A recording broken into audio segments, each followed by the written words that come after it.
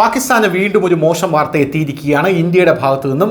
നേരത്തെ തന്നെ S-400 വൻ വിജയത്തിന് ശേഷം ഇന്ത്യ S-500 നിർമ്മാണത്തിലേക്ക് കടക്കും എന്നുള്ള റിപ്പോർട്ടുകൾ പുറത്തു വന്നിരുന്നു. അതിന് പിന്നാലെയാണ് 2027 ഇന്ത്യൻ മിലിറ്ററിയിൽ ഹ്യൂമനോയിഡുകൾ അംഗമാകുമെന്നും പോരാത്തതിന് ഇപ്പോൾ ഇന്ത്യ 5ാം തലമുറ യുദ്ധവിമാനങ്ങൾ നിർമ്മിക്കാൻ ഒരുങ്ങുന്നുവെന്നും പാകിസ്ഥാനെയും ചൈനയും നിരീക്ഷിക്കാൻ 57 ചാര ഉപഗ്രഹങ്ങൾ ഇന്ത്യ വിക്ഷേപിക്കാൻ ഒരുങ്ങുന്നു എന്നുള്ള റിപ്പോർട്ടുകളെല്ലാം തന്നെ പുറത്തു വന്നത്. ഇപ്പോൾ ഇത് അതിനു പിന്നാലെ പാകിസ്ഥാനെയും പാക് അധീന കശ്മീരിനെയും ലക്ഷ്യം വെച്ചുകൊണ്ട് ഇന്ത്യയും റഷ്യയും സംയുക്തമായി മാരകമായിട്ടുള്ള ഒരു മിസൈൽ നിർമ്മിക്കുന്നു എന്നുള്ള റിപ്പോർട്ടാണ് പുറത്തു വന്നിരിക്കുന്നത്. 300 കോടി രൂപ ചെലവാണ് ഈ മിസൈലിന് എന്നുള്ളതാണ് ഇതിന്റെ ഏറ്റവും പ്രധാനപ്പെട്ട കാര്യമെന്ന് പറയുന്നത്.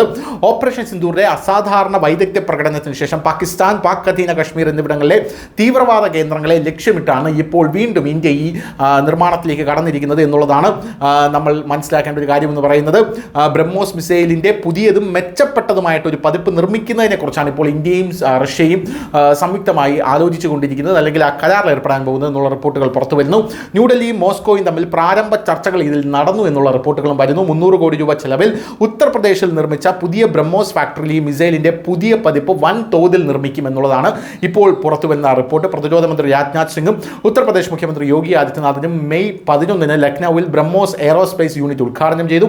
80 ഹെക്ടറിലായി വ്യാപിച്ചു കിടക്കുന്ന ഈ ഫാക്ടറി ഉത്തർപ്രദേശ് പ്രതിരോധ വ്യാവസായിക ഇടനാഴിയുടെ കീഴിലാണ് നിർമ്മിച്ചിരിക്കുന്നത് എന്നുള്ളതാണ് മറ്റൊരു സുപ്രധാന കാര്യം. ഒരു ആങ്കർ യൂണിറ്റ്, PTCയും 7 സപ്പോർട്ടിംഗ് സൗകര്യങ്ങളുമുണ്ട്. ഇന്ത്യയുടെ മിസൈൽ നിർമ്മാണശേഷി വർദ്ധിപ്പിക്കുക എന്നതാണ് ഇതിന്റെ പ്രധാനപ്പെട്ട ലക്ഷ്യമെന്ന് പറയുന്നത്. 300 കോടിയുടെ പുതിയ ഫാക്ടറി പ്രതിരോധ മേഖലയിൽ ഇന്ത്യയെ സ്വയം പര്യാപ്തരാക്കാനുള്ള make in India, Atmanirbhar Bharat തുടങ്ങിയ പദ്ധതികൾ മുന്നോട്ട് കൊണ്ടുപോകാൻ സഹായിക്കും. ബ്രഹ്മോസിന്റെ ഉൽപ്പാദനം വർദ്ധിപ്പിക്കുന്നതിൽ നിരവധി സാമ്പത്തിക വശങ്ങളുമുണ്ട് എന്നുള്ളതാണ് മറ്റൊരു കാര്യം. ഇന്ത്യയിൽ ബ്രഹ്മോസ് ഉൽപ്പാദനം വർദ്ധിക്കുന്നതനുസരിച്ച് ഒരു യൂണിറ്റ് ഉൽപ്പാദന ചെലവ് കുറയാനും സാധ്യതയുണ്ട്. പ്രത്യേകിച്ച് പുതിയതും കൂടുതൽ തദ്ദേശീയവുമായിട്ടുള്ള ഉൽപ്പാദന യൂണിറ്റുകൾ വരുമ്പോൾ അവ നിർമ്മിക്കുന്നത് വില കുറഞ്ഞായിരിക്കും. മേക്ക് ഇൻ ഇന്ത്യ സംരംഭത്തിന് കീഴിൽ തദ്ദേശീയവൽക്കരണം പ്രോത്സാഹിപ്പിക്കുന്നതിലൂടെയും ഇറക്കുമതിയെ ആശ്രയിക്കുന്നത് കുറയ്ക്കുന്നതിലൂടെയും ഇത് സാധ്യമാകും എന്നുള്ളതാണ് നമുക്ക് മനസ്സിലാക്കാൻ കഴിയുന്ന വേറൊരു കാര്യമെന്ന് പറയുന്നത്. News desk news India Malayalam.